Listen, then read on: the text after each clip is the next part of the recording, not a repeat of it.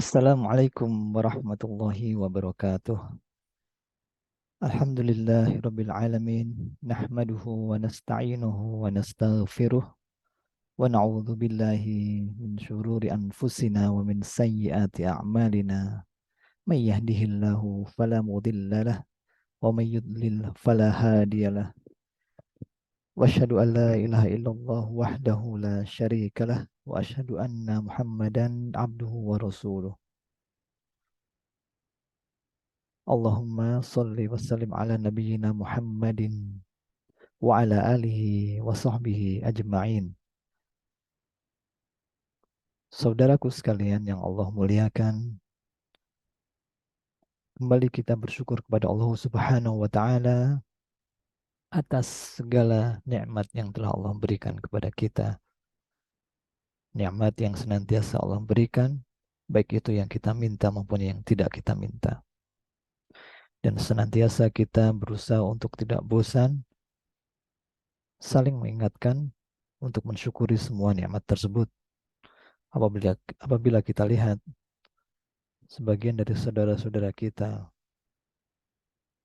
yang tidak diberikan nikmat sebagaimana Allah berikan nikmat kepada kita, maka kita akan menyadari bahwa sangat banyak nikmat yang telah Allah berikan kepada kita. Akan tetapi apabila kita lihat saudara-saudara kita yang secara fisik, secara kasat mata, secara indera yang bisa kita rasakan, diberi nikmat yang lebih dari kita.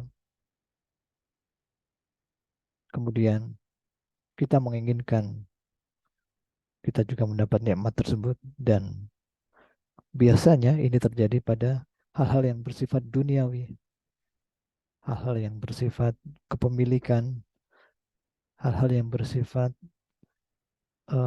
properti misalnya. Maka dengan kondisi seperti ini dikhawatirkan kita tidak mensyukuri apa yang telah Allah berikan dan ada pada saat ini.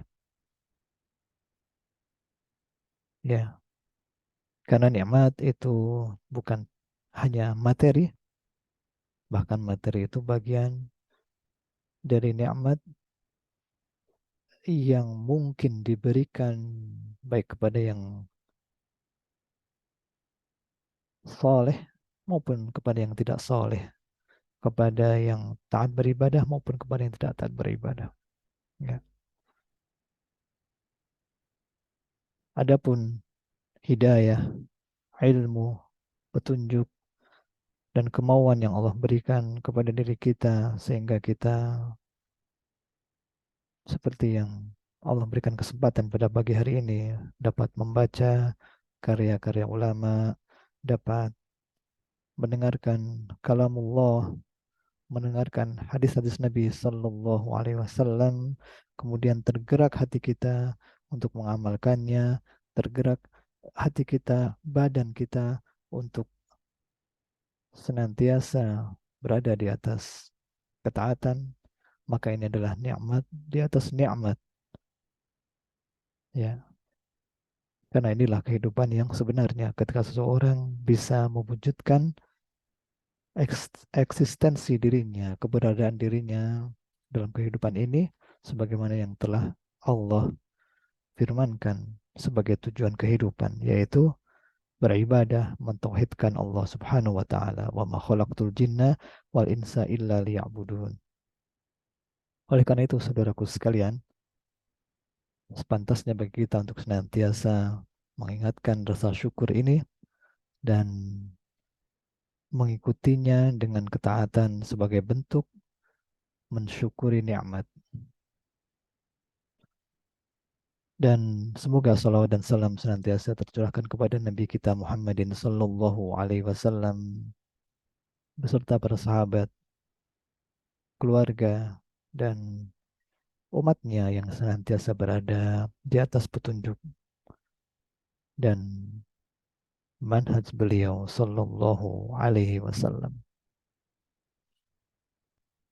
Saudaraku sekalian yang semoga Allah muliakan, kembali kita akan membaca kitab dzikri wa du'a fi dhaw'il kitabi was sunnah. kitab zikir dan doa menurut Al-Quran dan As-Sunnah yang ditulis oleh Asy-Syaikh Abdul Razak bin Abdul Muhsin Al-Badr. Hafizahullah Ta'ala. Semoga Allah menjaga beliau, memberkahi umur dan ilmu beliau, dan semoga Allah menjaga kaum muslimin dimanapun mereka berada.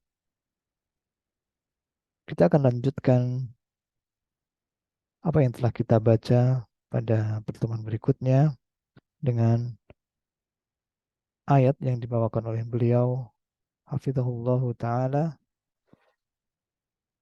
pada fadlul dzikri wal amru bih, pada bab keutamaan zikir dan perintah untuk melakukan zikir tersebut.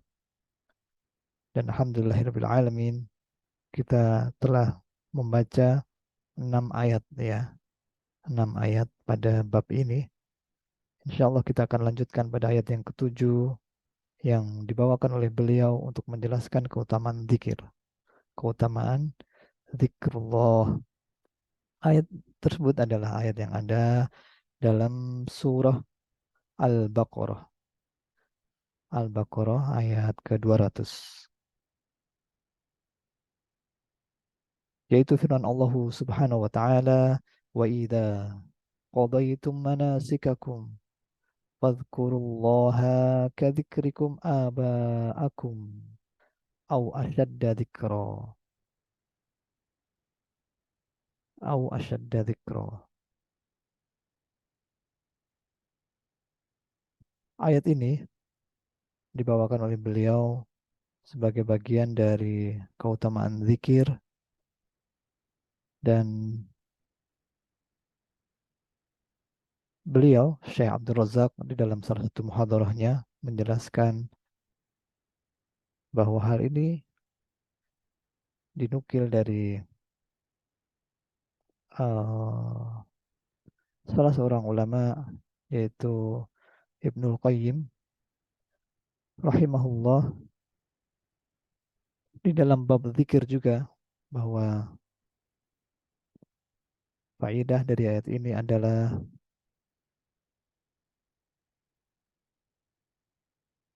zikir itu sebagai uh, penutup amal, penutup amal. Ya, sebelum sampai ke sana, uh, sebelum kita masuk ke dalam penjelasan Ibnu Qayyim tersebut, kita coba ya membayangkan ketika kita berada dalam sebuah acara, mungkin acara makan-makan yang di situ ada jamuan makan, dan jamuannya itu lengkap ya, ada pembukaan, ada makanan utama, ada penutup ya. Nah, apa yang akan kita lakukan dengan makanan yang telah dihidangkan seperti itu?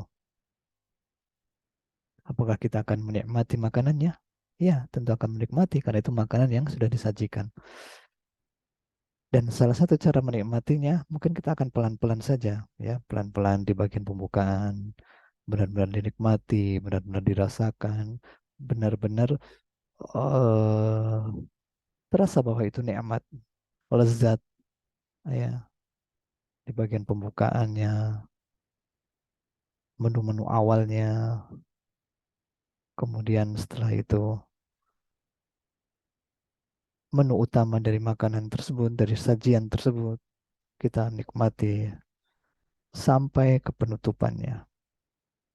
Menu-menu penutupnya, walaupun perut sudah kenyang, tapi kita nikmati karena memang lezat makanannya. Demikianlah yang kita lakukan dengan sajian makanan jamuan yang memang itu lezat. Dan itu adalah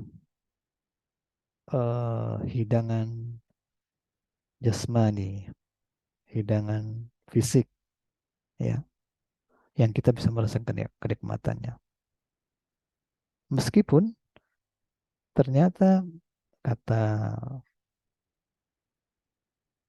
ahli kesehatan mungkin ya, saya juga bukan ahli kesehatan. Beberapa makanan-makanan tersebut bisa jadi ketika kita konsumsi, kemudian kita kenyang, setelahnya menimbulkan rasa ngantuk. Bahkan bukan menimbulkan kekuatan, tapi menimbulkan kelemahan. Karena setelah itu perut kenyang, kemudian pengennya santai, rebahan, dan lain-lainnya.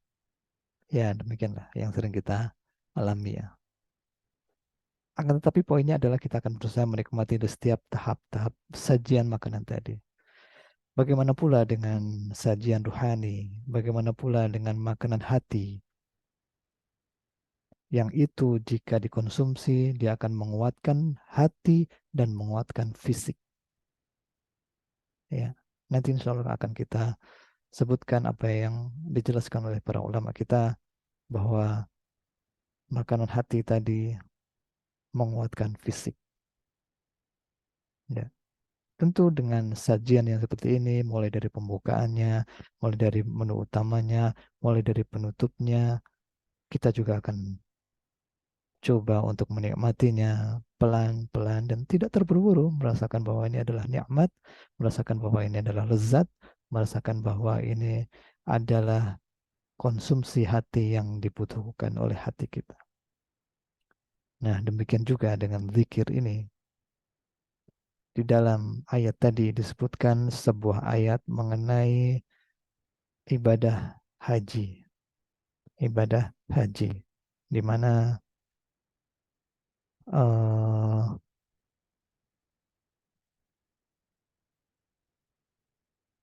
Allah Subhanahu wa taala menyebutkan faida qadaitum manasikakum, apabila kalian telah selesai melakukan manasik haji, fadhkurullaha kadzikrikum aba'akum au asyadda dzikra.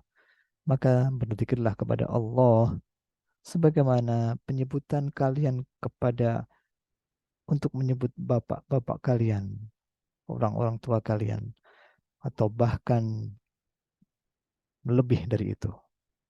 Ya, zikrullah yang dilakukan lebih dari itu. Konteks dari perintah berzikir di sini dikerjakan setelah ibadah utamanya dilakukan. Ya, dan kita tahu ibadah mulai dari awal, kemudian ibadah utamanya tidak akan lepas dari zikir. Ya, tidak akan lepas dari zikir. Seperti sholat misalkan, ya, berisi zikir semuanya. Seperti khutbah Jumat misalkan, ya kan, berisi zikir, berisi penyebutan Allah Subhanahu wa taala. Akan tetapi penutup dari ibadah-ibadah tersebut ternyata adalah zikir juga, dan diperintahkan kita untuk berzikir setelah melakukan ibadah-ibadah tersebut. Di antaranya ayat ini, ayat yang disebutkan oleh penulis mengenai ibadah haji. Di dalam ayat yang lain disebutkan juga mengenai perintah berzikir setelah melakukan sebuah ibadah. Ya, disebutkan oleh Al-Imam Ibnul Qayyim rahimahullah di dalam Madarijus Salikin dalam bab zikir juga, yaitu ayat dalam surah An-Nisa ayat ke-103, firman Allah Subhanahu wa taala, "Fa idza qadaytumus shalah fadhkurullaha qiyaman wa qu'udan wa 'ala junubikum." Dan apabila kalian telah menyelesaikan salat, maka sebutlah nama Allah dalam kondisi berdiri, dalam kondisi duduk maupun kondisi berbaring. Ya. Dan kemudian di dalam ibadah yang lain dibawakan ayat oleh beliau dalam surah Al-Jumu'ah ketika Allah Subhanahu wa taala berfirman, "Faidza qudiyatis sholatu fantashiru fil ard." Apabila telah selesai dikerjakan salat Jumat tersebut, maka bertebaranlah kalian di permukaan bumi. Wabtagu min fadlillah, dan carilah karunia dari Allah. Wadkurullaha katsiran la'allakum tuflihun, dan berzikirlah, sebutlah nama Allah dengan banyak agar kalian beruntung, agar kalian beruntung. Ayat-ayat ini menunjukkan bahwa zikir itu diperintahkan juga setelah kita selesai melakukan sebuah ibadah. Ya, mari kita nikmati sedikit demi sedikit contoh-contoh ayat yang dibawakan oleh beliau untuk menunjukkan bahwa zikir tersebut diperintahkan setelah melakukan ibadah. Ya. Dalam ayat haji tadi yang pertama, ketika Allah Subhanahu wa taala berfirman, "Fa idza qadaitum manasikakum", dijelaskan oleh uh, para ulama kita, diantaranya adalah Al-Baghawi. Beliau menjelaskan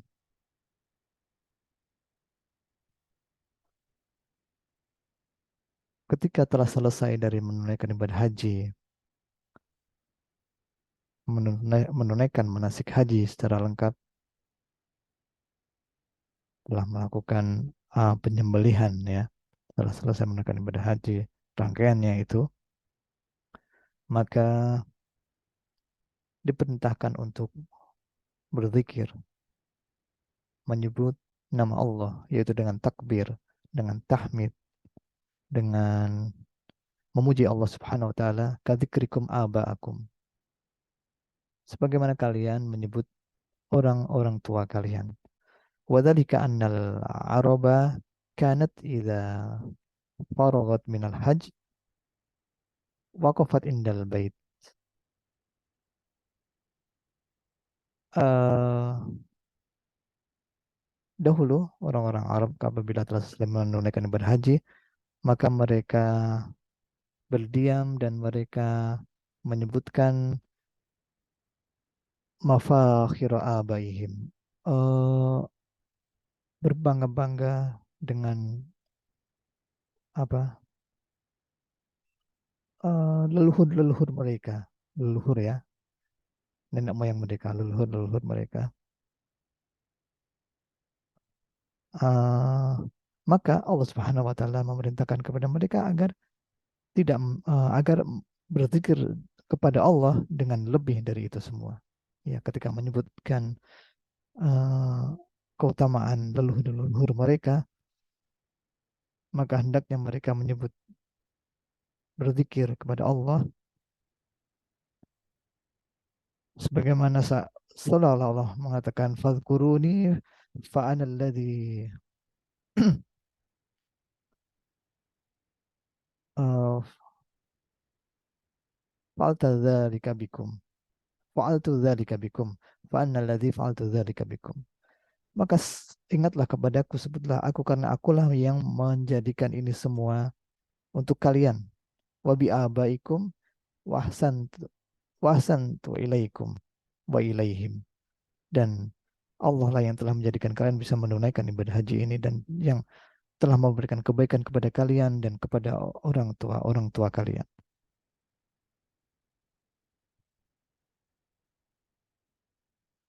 Ya, maka ini adalah perintah untuk menyebut nama Allah, berzikir kepada Allah setelah menunaikan ibadah haji.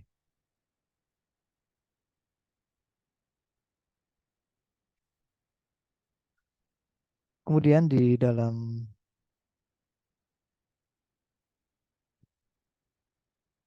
ayat yang kedua mengenai salat, di mana Allah Subhanahu wa taala berfirman, "Faidza qadaitumus faidza qadaitumus shalah fadhkurullaha qiyaman wa qu'udan wa 'ala junubikum." Apabila kalian telah menyelesaikan salat, maka sebutlah nama Allah dalam kondisi, ingatlah Allah dalam kondisi berdiri, duduk maupun berbaring. Dalam konteks ini yang dimaksud adalah sholat khauf, sholat yang dikerjakan dalam kondisi takut atau dalam kondisi perang, ya, karena kondisi tersebut menghilangkan kehusuan seseorang dari sholat. Ya, beliau berkata, Asy-Syaikh Sa'di, "Faidza faraqtum min salatikum salat al-khauf wa ghairiha." Apabila kalian telah selesai melakukan salat, baik itu salat khauf maupun salat yang bukan yang selainnya, fadhkurullaha fi jami ahwalikum wa hayatikum, maka sebutlah nama Allah dalam setiap kondisi kalian. Walakin khussat salat al-khawfi bidzalika li fawaid, akan tapi dikhususkan hal ini untuk salat khauf dalam rangka memberikan beberapa faidah, di antaranya bahwasanya annal qalba silahuhu wa falahuhu wa sa'adatuhu bil inaba ilallah ta'ala, bahwasanya hati itu keberuntungannya, kebahagiaannya, kekuatannya adalah pada kondisi ketika dia inabah, uh, kembali kepada Allah Subhanahu wa taala,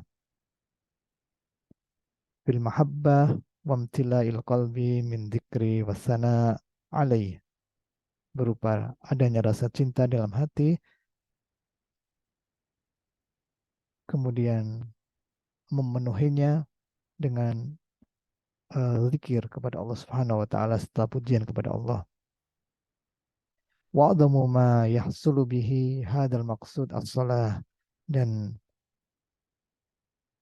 inilah yang kondisi utama yang akan dicapai, yang merupakan maksud dari salat, yang merupakan allati haqiqatuha annaha silatu bainal abdi wa silatu bainal abdi wa baina rabbih, yang merupakan media komunikasi antara seorang hamba dengan Rabbnya, dengan Allah Subhanahu wa taala. Wa minha anna fiha min haqa'iqil iman wa ma'arifil iqani ma aujaba ay yufarridaha Allahu ala ibadihi kulla yaumin wa laylah. Dan itulah hakikat dari iman dan keyakinan, pengetahuan mengenai Allah Subhanahu wa taala, yang itu diwajibkan oleh Allah untuk dilakukan hambanya di setiap hari, di setiap siang dan malam.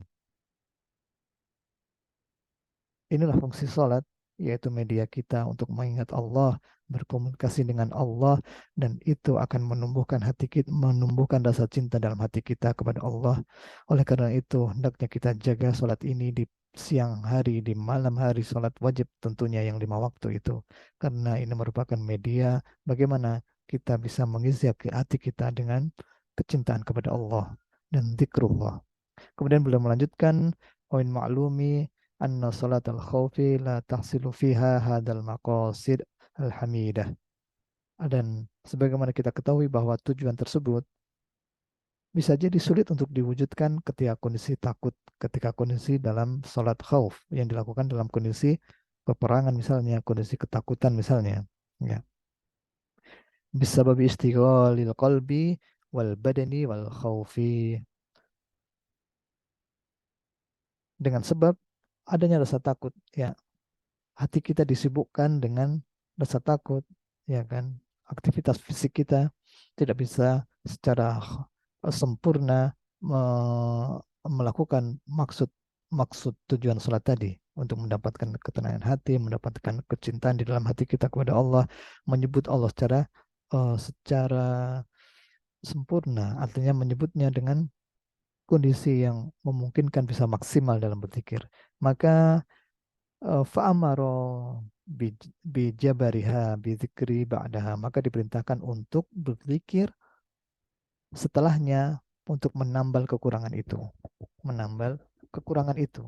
ketika seseorang dalam kondisi sholat khauf, kondisi ketakutan, maka kekhusyuannya akan berkurang, kualitas sholatnya secara hati juga akan berkurang, maka ditambal dengan eh, zikir setelahnya.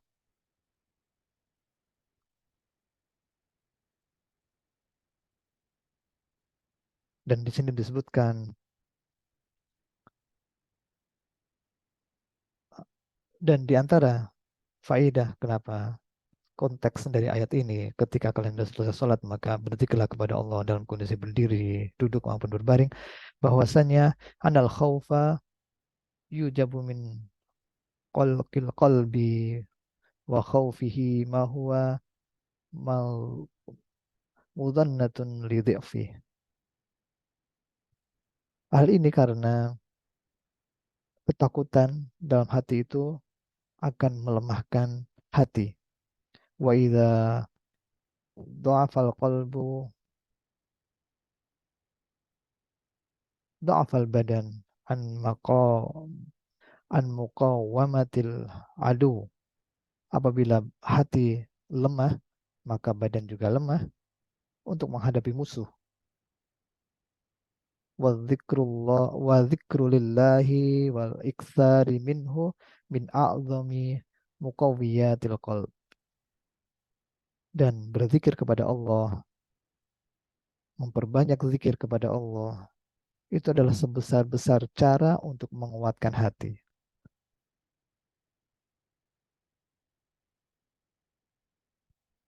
Wa minha anna dan diantaranya, diantara hal yang disebutkan tersebut,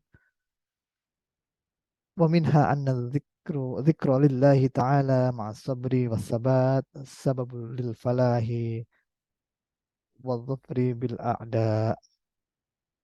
Dan dengan berzikir kepada Allah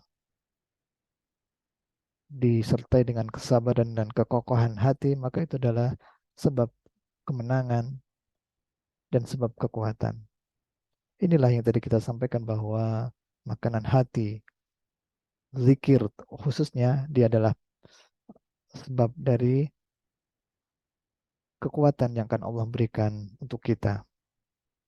Dalam kondisi perang, dalam kondisi salat khauf, ketakutan, maka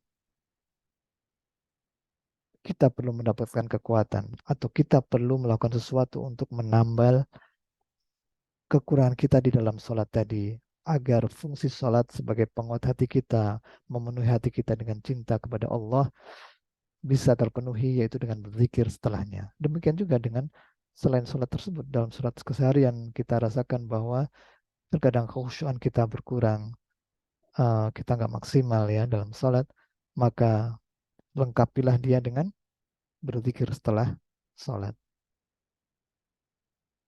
Kemudian di ayat yang ketiga dari ayat-ayat yang dibawakan yang menunjukkan bahwa zikir itu diperintahkan sebagai penutup sebuah ibadah, yaitu ayat dalam surah Al-Jum'ah ketika Allah Subhanahu wa taala berfirman, "Faidza qudiyatis shalah fantashiru fil ard."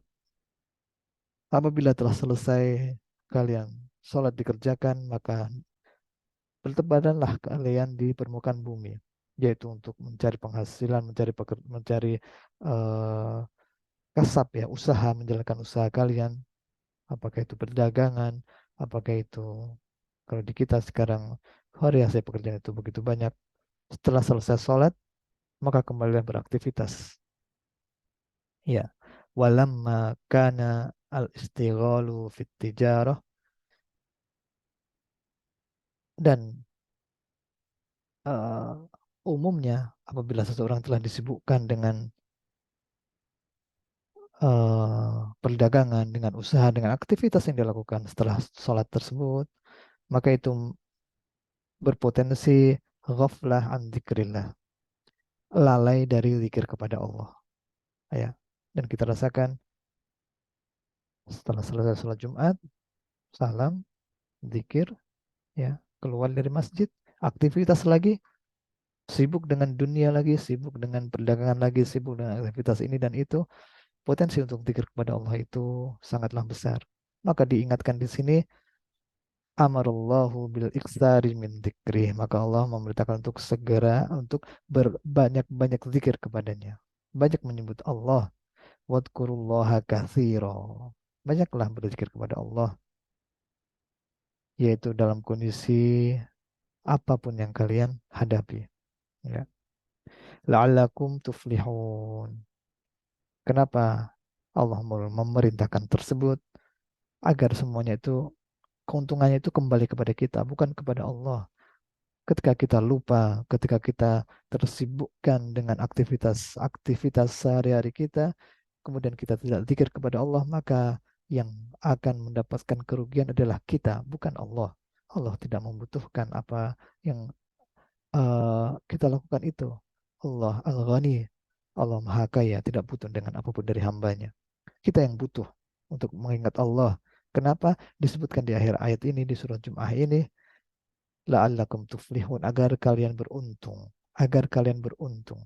Fa innal iktsara min dzikrillahi akbarus akbaru asbabil falah, karena salah satu cara terbesar untuk mendapatkan keberuntungan adalah memperbanyak zikrullah. Ya, keberuntungan, dan keberuntungan itu sesuatu yang bisa mengalahkan kecerdasan, sesuatu yang bisa mengalahkan kekuatan, sesuatu yang bisa mengalahkan kehebatan-kehebatan lainnya. Apabila seorang beruntung, maka dia bisa mendapatkan itu semua. Ya. Dan salah satu caranya, cara yang terbesar adalah zikrullah, berzikir mengingat kepada Allah Subhanahu wa taala.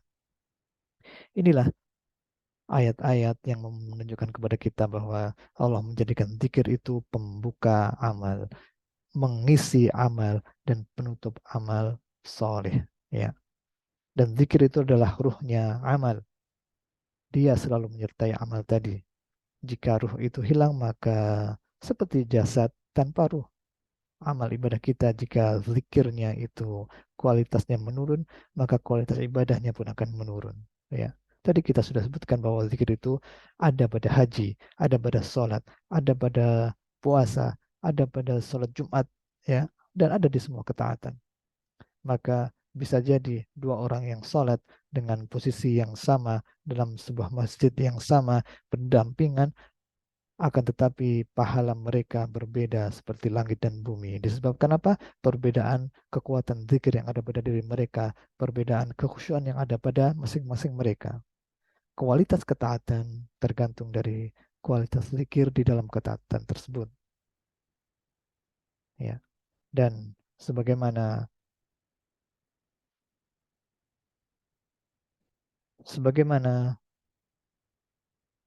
zikir itu menjadi penutup amal, maka kita berharap kehidupan kita juga ditutup dengan zikrullah, ya. Wa idza kana akhiru kalamil abdi adkhalahullahul jannah. Apabila demikian itu kondisi akhir dari perkataan seorang hamba, maka Allah akan memasukkannya ke dalam surga, ya.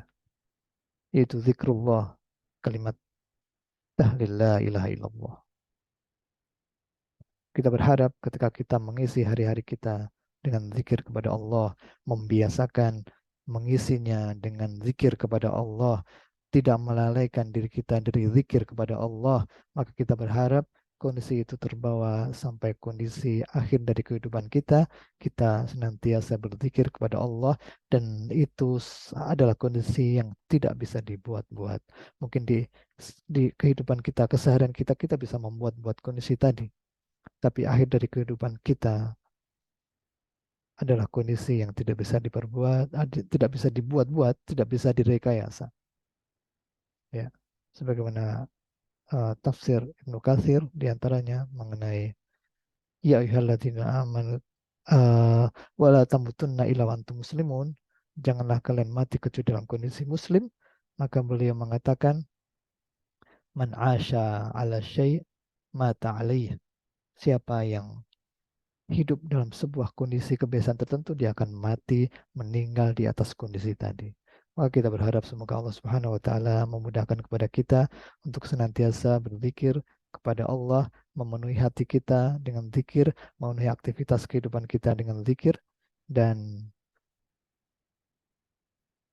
di akhir kehidupan kita, kita bisa mewujudkan hal itu dan menutupnya dengan kebaikan. Demikian yang bisa disampaikan, semoga bermanfaat. Apabila ada kesalahan dan kekurangan, dapat diberikan masukan, saran, dan nasihat. Dan kami ucapkan jazakumullah khairan atas penyimakannya yang telah menyimak kajian ini. Semoga Allah menerima amal ibadah kita. Rabbana taqabbal minna. Dan semoga Allah memberkahi kegiatan ini. Dan kami akhiri wassallallahu ala nabiyyina Muhammadin wa akhiru da'wana alhamdulillahi rabbil alamin. Wassalamualaikum warahmatullahi wabarakatuh.